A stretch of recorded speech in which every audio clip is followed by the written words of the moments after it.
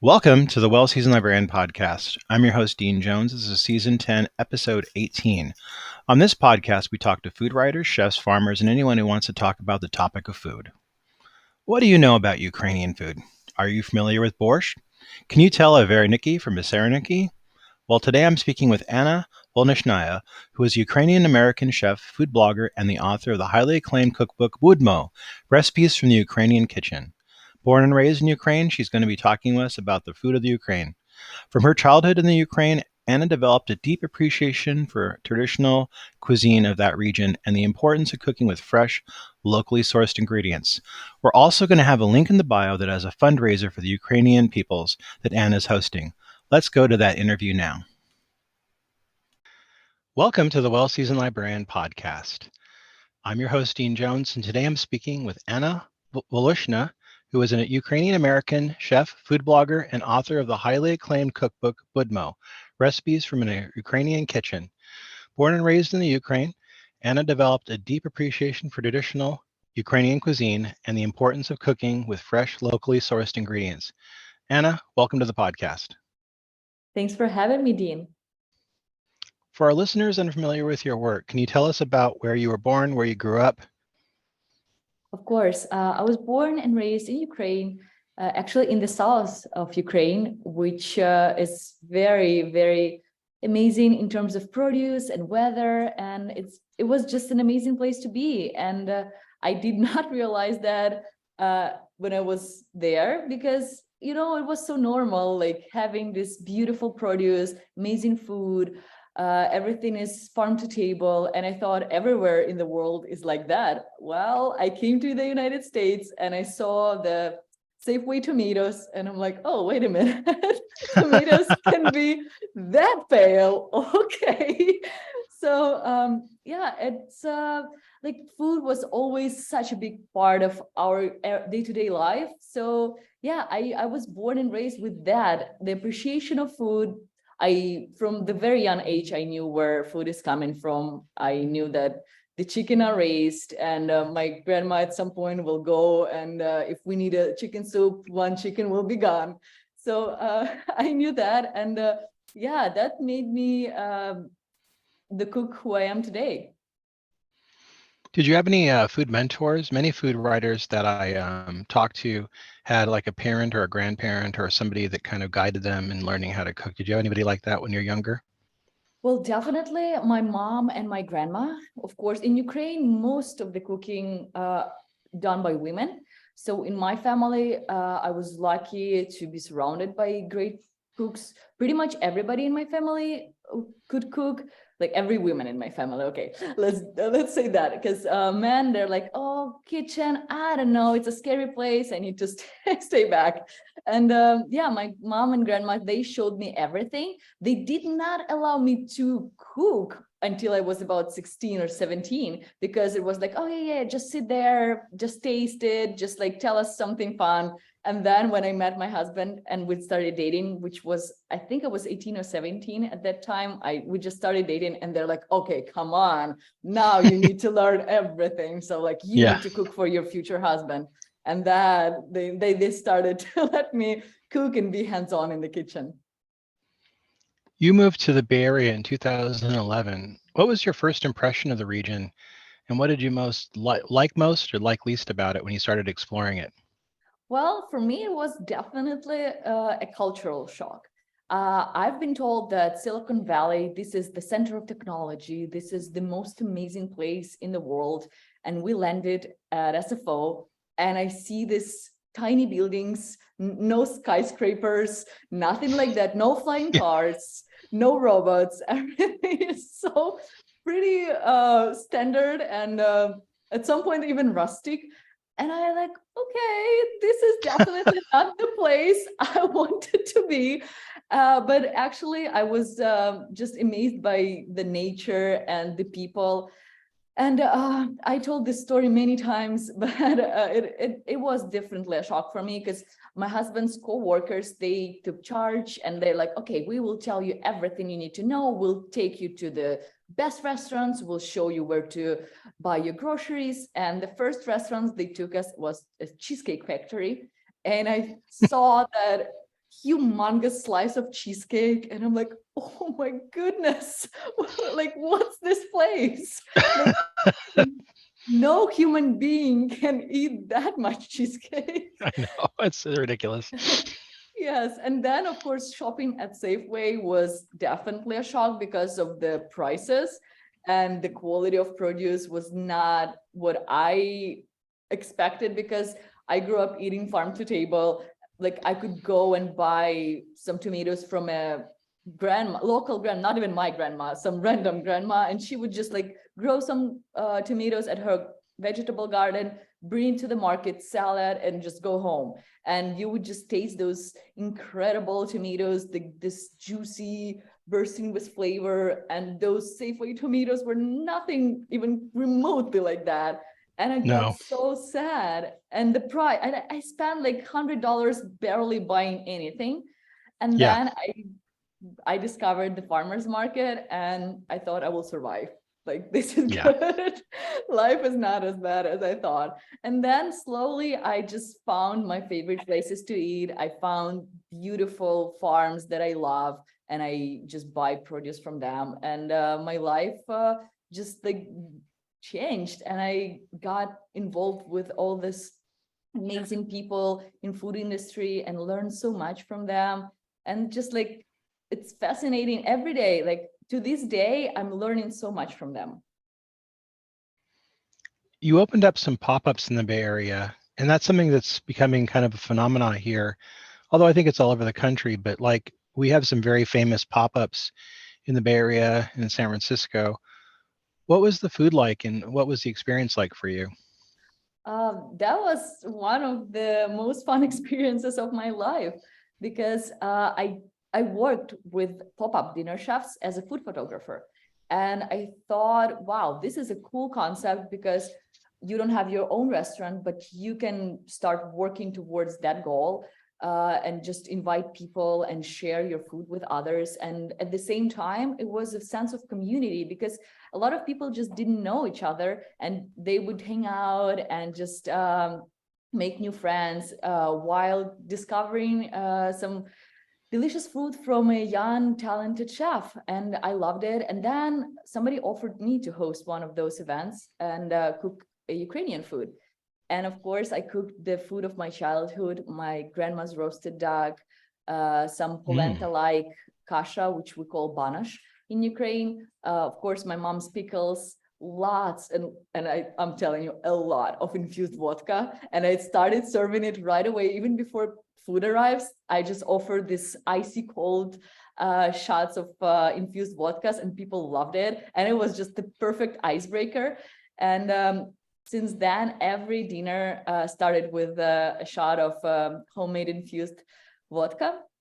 And I just loved it. I cried the first time because people were so touched by the food and the story, and they just like applaud me, and I started crying and I could not stop. So it was definitely a powerful experience for me.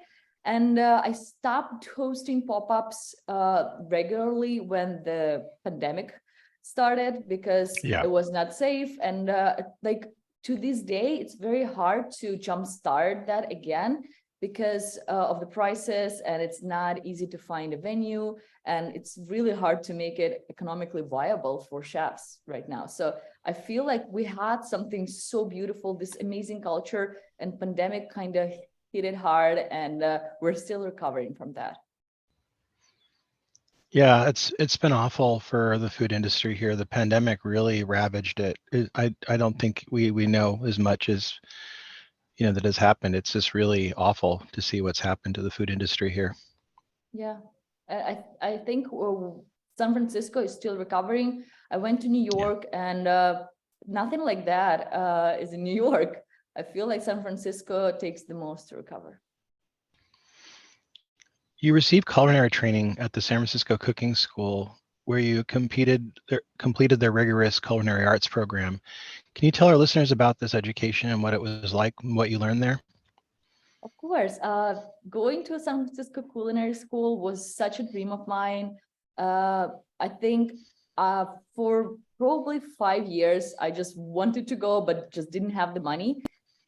And I started hosting pop-ups, and I actually got my cookbook contract before going to cooking school. And by that time, I got the money because I was working finally, and I just wanted to fill the gaps in my culinary education because I felt like I'm lacking the background, I'm lacking the knowledge of the basic sauces, I'm lacking the training in the kitchen and the mentorship. And I got all of that at the cooking school, and I entered this beautiful world of San Francisco culinary scene.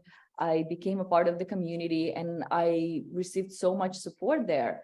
And like it was a very intense program, and basically for half a year we had to learn everything there is about different methods, and a little bit about dessert, and about butchering and pickling and fermenting and everything. And it was just incredible. And at the same time, I was writing the book. So the cooking school just influenced, and I feel like made my book better, because every time I hit a wall, I could go to my chef Kirsten, and said like, okay, chef, this is where I'm at. Can you help me to just like jump this wall and resolve the problem? And she was always happy to help and offer her advice. And I feel like it was just the right place for me to nurture my like culinary talents and just support the journey. So yeah, I highly recommend going to culinary school for people who want to be in food media, because it like this is my field. I never wanted to be in a restaurant, but I got from this cooking school, I got the opportunity to see the restaurant scene from behind and work at the same time at culinary media. I had the most incredible externship with Chef Tyler Florence, and I'm still working with him to this day. And I think without cooking school, I would never got this opportunity. Now you have gone on from there to teach cooking. Can you talk to me about your classes and what you teach people to cook and what your focus is? Absolutely. So I saw that we have a little gap here with the Ukrainian and Eastern European food, because we are very much covered with Italian and French cooking, because so many people are focused in that cultures, because they're so robust and well known. And Ukrainian food and Eastern European food is something that people have interest in, but we don't have a lot of chef instructors or cooks who will just demystify the whole thing for people. And I was approached by a couple of culinary schools in San Francisco. It's 18 Reasons and Civic Kitchen, and one more is Truffle Shuffle, which is an online cooking school. And I started hosting my classes for them, and I saw the interest, and people are crazy about the recipes. And I teach everything from Ukrainian food to Uzbek food. And Uzbek food is just because I grew up in the post-USSR world, with all those recipes traveled to Ukraine, because we were one huge country. So borscht traveled to Uzbekistan, Uzbek plov traveled to Ukraine, and actually became a staple in my house. That's why I tried to broaden the horizons and show people, okay, this is very exciting and it's not as hard as you think. So you can cook something unique and cool for your friends and family, and just impress them with the new culture and new food. And I love teaching people how to cook, and I try to make it easy and approachable for them, fun. I always implement some parts of the culinary history and culinary culture, not just the technique, because technique is like Ukrainian food is very, very easygoing, and in the kitchen we're pretty much relaxed. So I promote the no stress cooking environment with a lot of fun, laughter, and a little bit of learning. At what point in your career did you think, I really want to write about this? I want to be a food writer. When did that kind of aha moment come to you?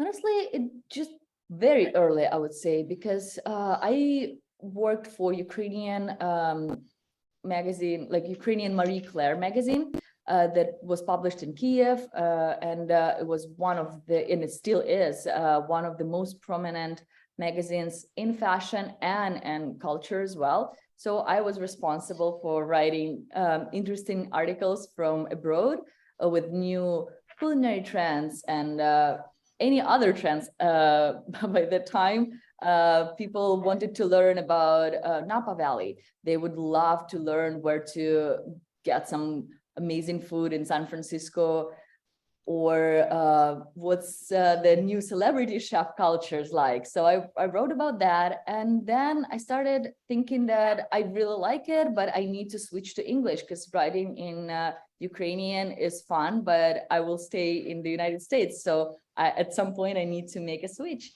And I started learning more about that, and I found some courses, took them, and one of my teachers, Tori Ricci, she said, like, you have something there. You can actually write a cookbook. And I took her course at Stanford, cookbook writing course. And from that, everything happened.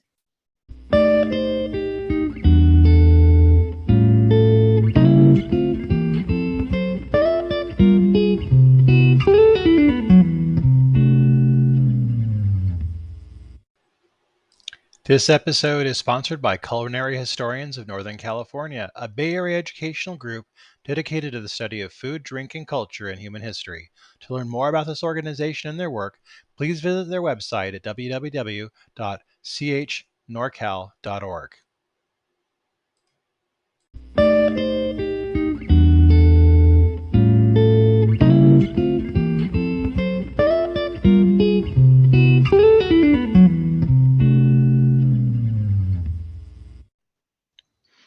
Your book, BUDMO, came out last year to just resounding success. I saw it all over social media. It was very popular. Can you tell us a little bit about this book and what kind of led to you writing the book? So BUDMO is all about the food I grew up eating, the food we cook in Ukraine. And it's not only Ukrainian food, it's food from all over the former USSR republics. And I have a lot of Georgian dishes because we Ukrainians, we love Georgian food, and we have a ton of Georgian restaurants in Kiev and all over Ukraine. And it just became a part of our day-to-day life.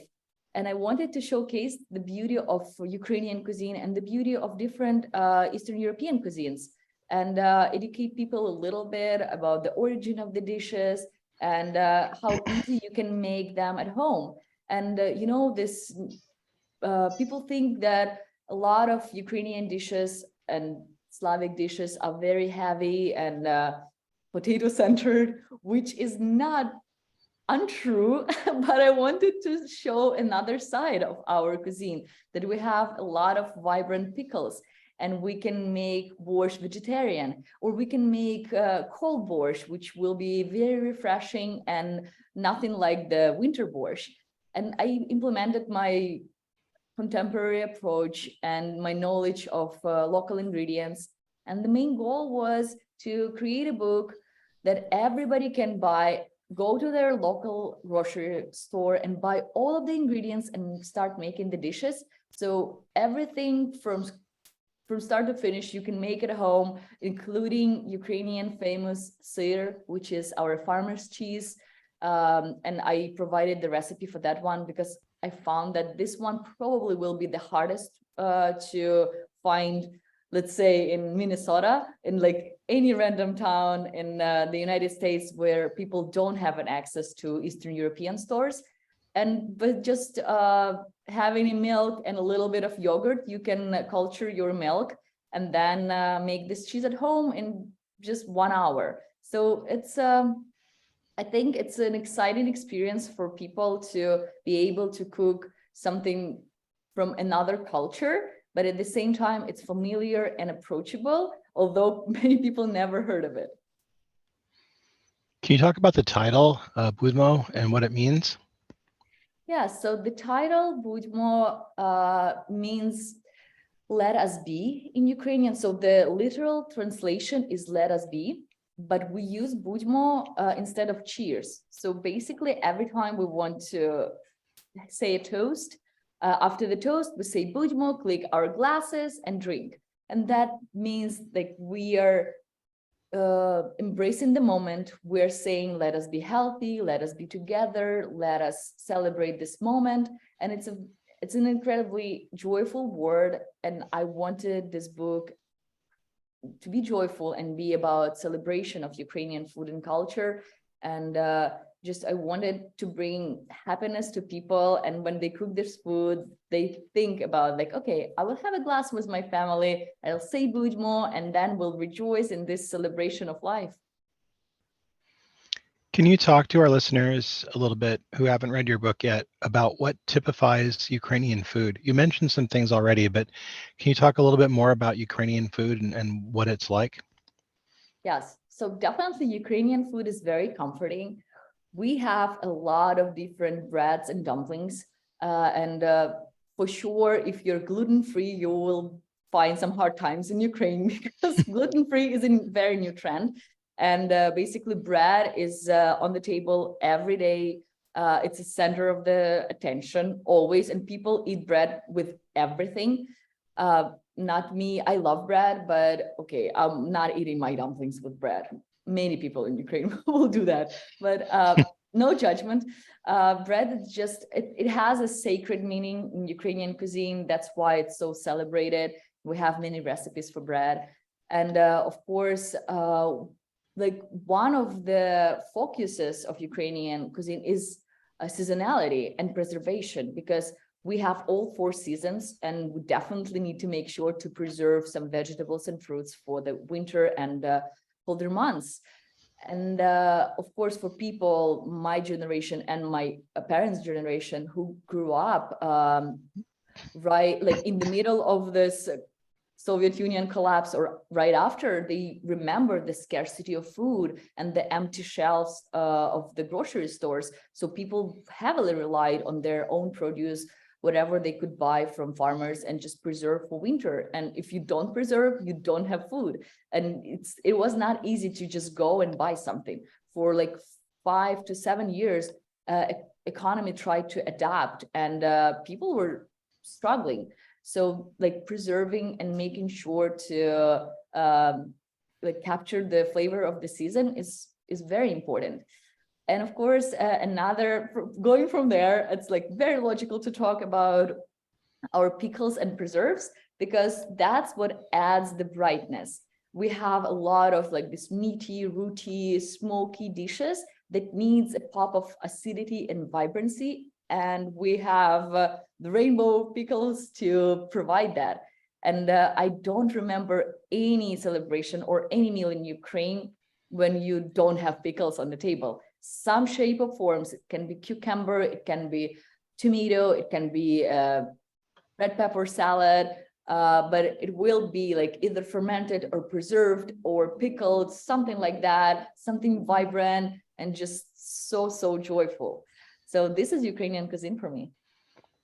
Are there any fruits, vegetables, or other foods specifically that comprise the core of Ukrainian cooking? A lot of those actually is not Ukrainian at all. They came to Ukraine and stayed. For me, being from the South, definitely eggplants, because first of all, this is one of my favorite vegetables. Secondly, it's just this very versatile thing. You can pickle, you can ferment, you can fry, you can make eggplant rolls or stews. We have this wonderful recipe called eggplant caviar, which is basically roasted or fried eggplant mixed with different vegetables. And throughout the summer, this is a #1 kind of like salad-ish thing you will have on the table. And it will go with pretty much any stew, any meat dish, or like roasted stuff. So it's always there.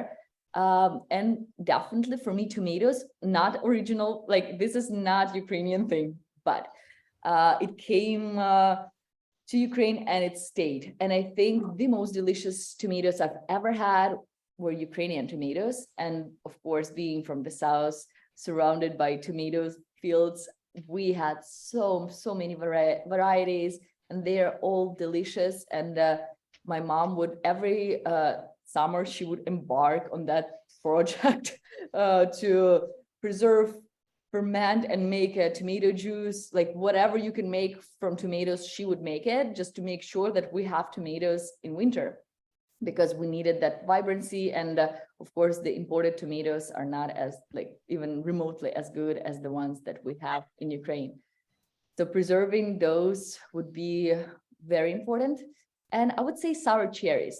If we would talk about fruits, number one definitely is sour cherries, because we have them in abundance. We have the right climate, and this is the one thing I miss here in California: sour cherries, because the climate here is not good for them. And we don't get much of those from other states. So I'm stuck here with red cherries, with sweet cherries, no tartness for me. You wrote in your book a variation on borscht. Now, I think a lot of people, when they think of borscht, they have one thought in their mind of like a red borscht. Is borscht something that there's different types? Oh, yes, definitely. Borscht is definitely, first of all, a lot of people make their own version. You will go from family to family and you will never find the same borscht. Like, you will taste it and maybe the recipe is very similar. Maybe it will seem the same, but the borscht will taste different. This is the magic of borscht. It's very versatile. And from region to region, they have their own specialties and variations. They use different meat. Sometimes it's vegetarian. Sometimes they will add dried mushrooms or beans, or maybe some unusual herbs or greens. For example, some borscht is made with beet kvass, which is typical for the eastern parts. But in our part, in the south, we use tomatoes. So the core of borscht is just have this very deep, rooty flavor with a lot of tanginess. And that's the core. But the ways you can achieve that flavor and tanginess, there are multiple ways. Sometimes they will ferment just beets and use those lacto fermented beets to make this sour flavor. Sometimes they will use tomato paste, but the idea is the same: to provide that balance of sweetness and tartness and like deep rooty flavor. If you had one thing that you wanted people to take away from this cookbook, what would you like them to take away from it? That Ukrainian food is very approachable, and you will cook it, you will eat it, and it will be instantly familiar to you. Because Ukrainian food, we don't use a lot of spices, a lot of like this bold flavors coming from hot peppers or condiments. Everything is very farm to table, and it's incredibly approachable for everybody. And you will like it more than you think you will. Now, I want to talk to you about your work raising money for Ukraine. Can you talk about this and let our listeners know where they can find links to help? And we'll be glad to put any links to this online in the bio as well. Absolutely. So when the war started, I was here in the United States. And from day one, I thought I need to do something. And I started posting on my social media, and people reached out to me and said, how can we help? We want to donate money. What can we do? So I started hosting a lot of pop-ups and fundraisers and online and offline cooking classes, and all the proceeds I donated to different Ukrainian organizations. And then at some point we got involved with some people in Ukraine who asked for like equipment for like warm clothes or I don't know, blankets for the soldiers. And we started our small nonprofit, and the name is Needed in UA. And we have those small goals there for tactical gear, or for some necessary equipment, or for something else, just like goals from people we know in Ukraine and we can help. And people just can donate, and they will choose the goal they like and just proceed with that. And also one of the largest fundraisers I'm having very soon, it will be online, so anybody can join all over the United States. So we're doing it with Truffle Shuffle, And it will be an online cooking marathon with lots of Ukrainian recipes, and we will make Ukrainian dumplings. We will make this amazing, wonderful Kiev cake. And I promise you, there are very few people in the United States that will teach a class on that. And we have an amazing pastry chef who already developed the recipe. We tested it. I just finished, honestly, I finished this slice just yesterday, and I thought it's better than what I had in my childhood. So I highly recommend you to go to Truffle Shuffle and just find, I will give you, of course, I will give you the link, and just join the marathon, and we will support one of the most wonderful volunteers organizations in Ukraine, Kiev Volunteers, and the money will go to support their summer camp program. So it will be a summer camp for kids that are from the war zones. So we want to provide spots for 180 kids this summer, and it will be cooking classes, art classes, psychologists, and we will help the parents to look for jobs. So it will be a very, very complex project. So we're raising money to support them. And hopefully, guys, by just cooking with us, donating a little bit of money, we can help these wonderful people to accomplish their goal. Thank you. I'll provide links in the bio to these organizations to help raise money and awareness for Ukraine. And we will continue to do this in all episodes moving forward as well. Thank you so much. And thank you for everybody. Thank you to everyone who supports Ukraine, who stands with Ukraine. And honestly, we feel the support. And without that, we would not be here today, and Ukraine would not be winning. And just because of people, because of the government support, Ukraine is still standing and fighting and winning. And I want to thank you for being on the podcast today. I really enjoyed getting a chance to talk to you. I want to urge people to purchase the cookbook BUDMO. We're going to have a link to this online. You can purchase that as well. Anna, thank you for being here. Thank you so much for having me. It was my pleasure. That was my conversation with Anna Voloshyna about her book BUDMO. You can buy it in all better bookstores, and it's available online as well. We have a link in the bio to a fundraiser for the people of Ukraine, hosted by the author Anna Voloshyna herself. Next week, we're going to be having on the podcast food writer, food historian Neil Buttery. He's going to be talking about his new book, Before Misbeaten. He also has a podcast, the British Food History Podcast, that I highly recommend, and we'll have links for that in his bio as well. Check out my conversation with Neil Buttery next week. Until next week, keep on cooking.